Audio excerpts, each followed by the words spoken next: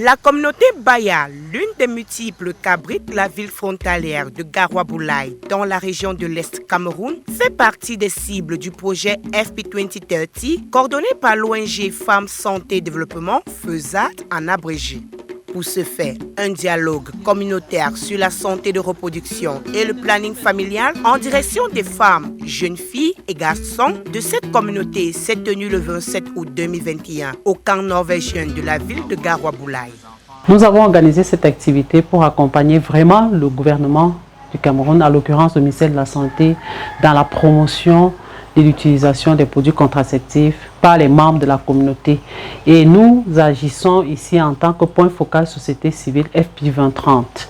Donc notre devoir est de sensibiliser la communauté sur les différentes méthodes, de les amener à visiter les centres de formation sanitaire où les produits sont mis à disposition pour ces communautés-là.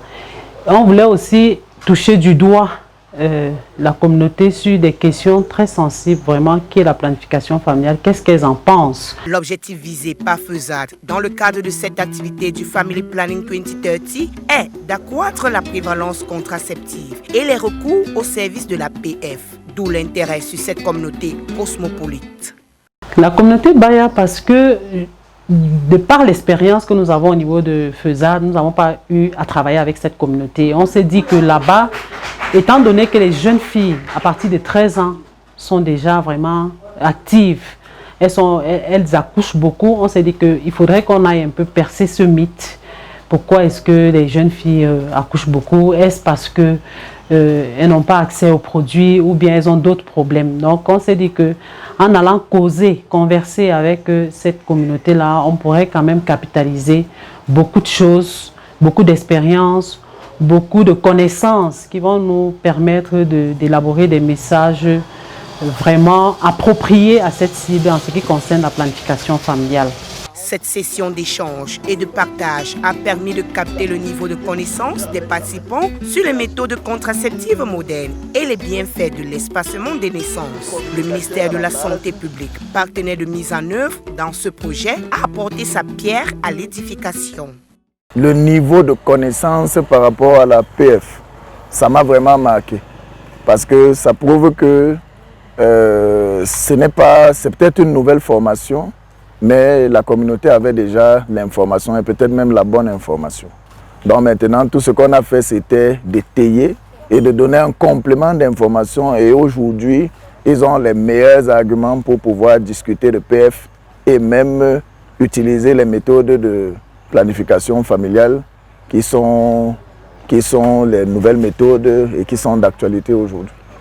Sensibilisation sur les différentes méthodes de contraception, démonstration à l'utilisation des contraceptifs, jeux de rôle et partage d'expériences ont meublé ce dialogue. Pour les participants à ce rendez-vous, c'est un satisfait. Cette causerie éducative sur la planification familiale va permettre à la communauté Baya d'espacer les accouchements. Espacer les accouchements, pourquoi? Parce que nous savons que la femme africaine, la femme Baya, qui est celle qui porte la famille, qui est celle qui travaille le plus, en accouchant beaucoup, ça va l'affaiblir et la famille serait faible.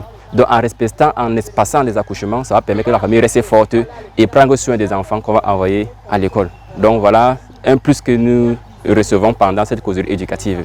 Lorsqu'on accouche les enfants, chaque année, nous perdons beaucoup d'énergie et nos organismes ne se reconstituent pas très bien. Or, lorsque nous choisissons une méthode contraceptive, nous laissons le temps à nos organismes de se reconstituer et d'être en bonne santé pour éviter de vieillir précocement. La femme, elle procrée ici à l'est en désordre. des jeunes filles. Vous pouvez rencontrer même une fille de 13 ans qui a déjà un bébé en main, 14 ans. Les adolescents sont très victimes. Bien, on ne sait pourquoi. L'Est est envahi des enfants non reconnus. Et FESAD a vraiment pensé aux femmes. Ça m'a trop intéressé et je vous remercie beaucoup. Et j'aimerais que FESAD fasse le tour de l'Est. Les leaders communautaires et religieux sont conscients du rôle à jouer afin d'accompagner le gouvernement et les organisations telles que FESAD. Cette rencontre vient renforcer un peu notre message, va un peu nous amener à dire comment est-ce que nous voyons aussi le planning, les naissances d'un autre point de vue. Vous savez, certaines personnes disent que les enfants c'est Dieu qui donne, d'accord, c'est Dieu qui donne les enfants et c'est très normal. Mais il faut aussi savoir à quoi sert de faire des enfants d'une manière désordonnée si on ne peut même pas un peu les entretenir, si on ne peut pas leur assurer une certaine éducation. En tant que leader, il se positionne également en conseiller. Quand ils viennent souvent, c'est des choses qu'on les explique terre à terre. Et parfois, ceux qui sont convaincus le prennent et font bon usage. Et pour la quasi-totalité, et parfois c'est difficile. C'est difficile d'en convaincre des personnes de ma localité, vu la coutume qui prime sur ce que l'État prévoit pour nous. Au-delà de ces échanges, ces leaders communautaires comptent élargir leur champ d'action aux côtés de FESAD. Je compte impacter ma communauté sur la poursuite de ce qui a commencé aujourd'hui par la sensibilisation. Et la sensibilisation, pourquoi pas promouvoir de porte en porte. Et le promouvoir de porte en porte, et dans les informations, en tant que chef traditionnel, de communiquer ces messages aussi à mes collaborateurs, à mes collègues, de faire partager et véhiculer ces messages, si possible, dans toutes les chefferies représentées dans la dite communauté. Nous comptons l'accompagner déjà à travers les réunions. On a une radio communautaire ici à Garomblay. Donc cette radio communautaire va nous permettre déjà de relayer les informations. Ça va permettre de toucher un grand nombre parce que ici il y a une seule radio. Et déjà au niveau des églises, nous allons continuer à sensibiliser. Nous allons passer dans les églises pour sensibiliser. Et aujourd'hui là, le chef traditionnel est là. Donc on va continuer à faire les réunions. On va passer dans les associations. On va faire des petites rencontres pour permettre que cette information soit relayée.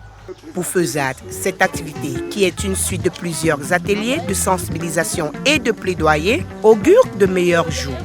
C'est un premier partenariat et nous pensons que nous allons pérenniser ce partenariat. Il y a d'autres activités qui vont être menées dans ce sens-là, que ce soit sur l'éducation à la sexualité de la jeune fille et du jeune garçon et également vraiment sur les programmes de santé. C'est vraiment une voie, nous avons commencé et nous allons terminer avec eux. D'ici les prochains jours, on va signer une convention de partenariat avec cette nouvelle organisation, cette nouvelle association que nous ne connaissions pas d'ailleurs. Faut-il le dire, l'initiative Family Planning 2030 consiste à permettre à 120 millions de femmes et de filles supplémentaires d'utiliser une contraception moderne d'ici 2030.